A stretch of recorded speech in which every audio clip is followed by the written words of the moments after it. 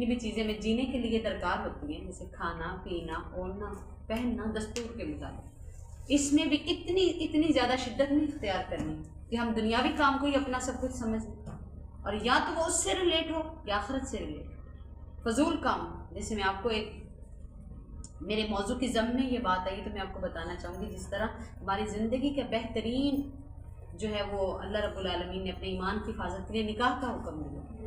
تو آپ دیکھیں نکاح میں کتنی چیزیں، علماء کرام سب سے پہلے تو نکاح ہے، نکاح کے لیے گواہ ہے، پھر حق مہر ہے، پھر ولیمہ ہے۔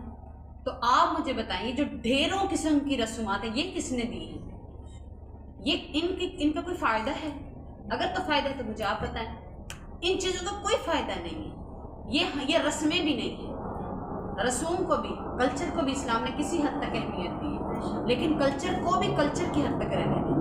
اور یہ جو چیزیں آج ہم لوگ جس کو فالو کر رہے ہیں یہ ہمارے کلچر کا بھی حصہ نہیں، یہ ہمارے عقیدے کا بھی حصہ نہیں، ہمارے ایمان کا بھی حصہ نہیں۔ میرے نبی کریم صلی اللہ علیہ وسلم نے فرمایا کہ جس نے نکاح کر لی اس نے اپنا نصف ایمان بچا لیا۔ اور پھر میرے حضور نے فرمایا میری امت پر وہ وقت آئے گا جب نکاح دشوار ہو جائے گا، نکاح مشکل ہو جائے گا، زنا آسان ہو جائے گا۔ اسی لیے مشکل ہوگا نا کہ کون اتنے سارے معاملات کرے، بیٹیاں سونے کی آس میں سروں میں چاندی اگائے، مرد اپنے ایمان کی حفاظت نہیں کر سکتے۔